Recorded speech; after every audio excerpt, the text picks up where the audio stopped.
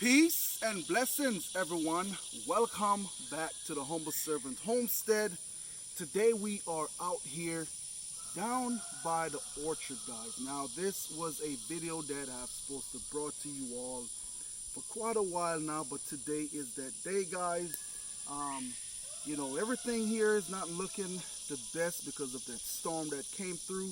But I said, you know what? I'm still going to take you all on through and just to kind of give you all a shot on what is going on down here by the orchard. Now I want to catch you all up to speed.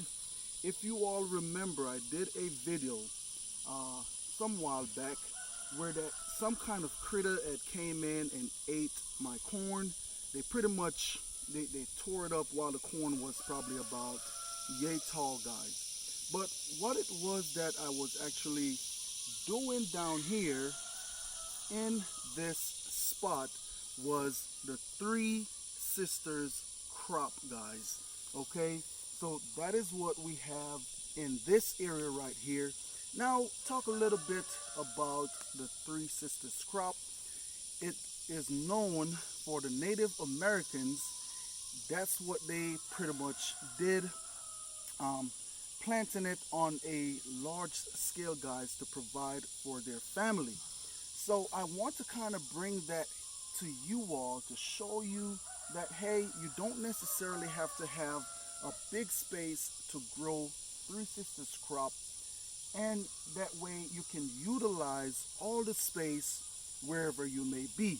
Okay, so the Three Sisters crop, like I said, Three Sisters crop is pretty much made up. You come on in.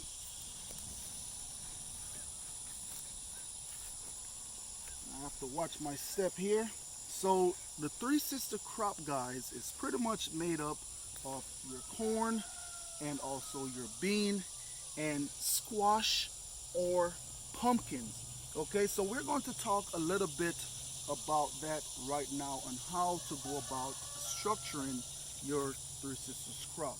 Now, one of the things is, before we even get to all of this right here, if you notice in this area, I did not come in and work the entire area and cultivate it and, worked it up to plant the Three Sisters crop. No, simply what I did here is I came on in and I pretty much dug holes every 5 feet down here at the orchard. And as y'all can see, now usually what the Native Americans would do, guys, is to build mounds to plant their Three Sisters crop. And what that does, it helps with proper drainage and also holding in that moisture. But because of where I am located at down here in the orchard, that's not one of the issues that I would have to worry about. Okay, so I went ahead and I planted them. I amend the soil with goat manure and also chicken manure. Now I know you all heard me talk about goat manure and chicken manure a lot. That is what I use to fertilize my gardens, guys. Okay, so of course that's what you want to take care of, is your hole first.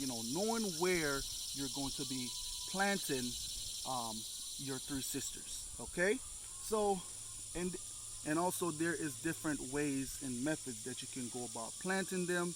You could plant the corn and the beans and have the pumpkins out on the sides. You can do that as well. So what I did first, guys, I planted my corn. As y'all can see in that other video, I had my corn planted first. I let it go ahead and grow up, give it about 2 weeks to go ahead and get to size. And so what I went ahead and did after that, I came on in with the beans. Now this right here is a purple pole bean, guys, and that is the reason why it's called a Three Sisters crop, because this corn right here is strong enough to be able to support your beans to vine up the corn. Okay, so that is what you're looking at right here.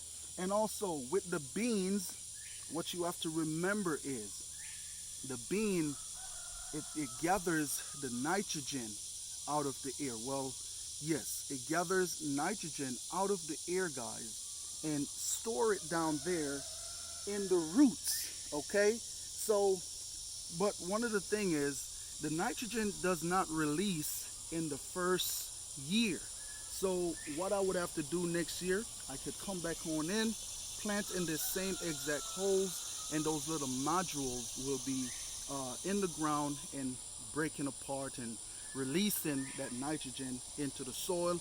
So therefore, when I come to plant my corn next year, it will be, the ground will already be fertile enough with that nitrogen to be able to grow your corn and stuff like that. So that is the benefit of the bean with the Three Sisters crop, is to bring in that nutrients that it needs to grow.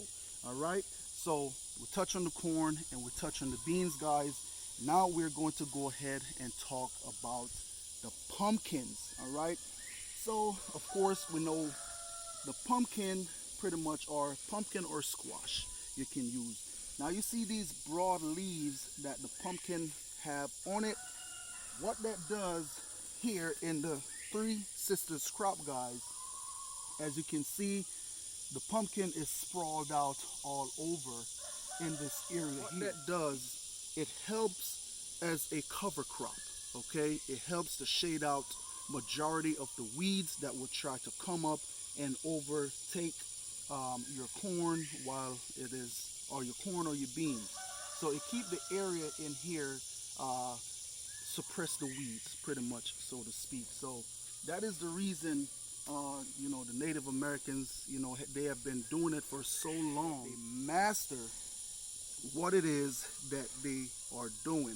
And so I just want to come on in and show you all, you know, that method and how they went ahead and did it. So guys, think about this method right here. Look at it. In one hole, right, you are getting 3 different foods. You're getting your corn, and you're getting your beans, and you're also getting your pumpkins, and that keep you from having to go into the garden and plant these 3 things in different areas.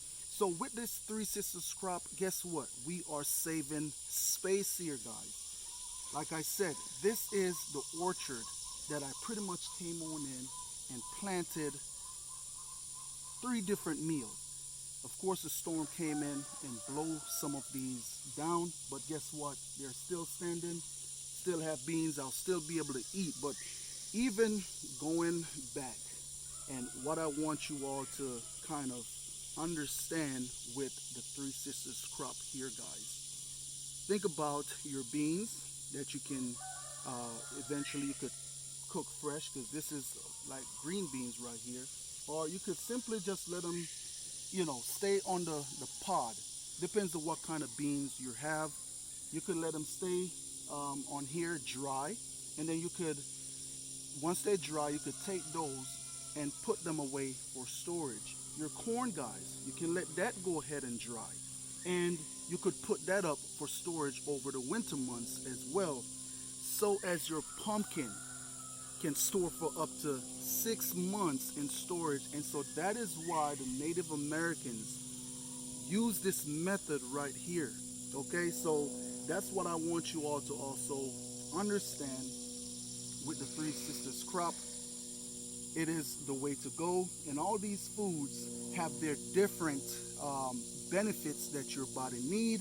You have your beans that have your protein, and also your corn that have protein and different nutrients in it that will help your body to fight through the winter. Your pumpkins have the vitamin C and also vitamin A for your body as well, guys. So would I be planting Three Sisters crop again? Absolutely yes, I will plant Three Sisters crop again, because you even remember when I was doing my garden down there. Now that was a method that I've learned from my grandfather. What he would do back home, he would plant the corn, and once he planted the corn, he would put beans down there at the root of the corn, guys. And so, hey, you know what? The Native Americans, hey, they had it going already. And so I had beans and corn planted. Now I come on in and had the pumpkins. and now we have the Three Sisters crop. Okay, so pretty much, guys, that's right there. I just wanted to come on in and show you all that there is different ways on how to go about gardening. Okay, this right here, hey, thanks to our Native American brothers, Gad, that the Most High used them to bring this growing method right here. And so I'm just here just to show you all, you know, what the process looks like. Okay, so nonetheless, Gad rise. So guys, I just want to say thanks to each and every one of you all out there for stopping by the Humble Servant Homestead. And as always, peace and blessings to each and every one of you all out there. Remember, keep a smile on your face. You be happy, you be blessed, and you be cheerful. Have a blessed day, and I'll catch you in the next one.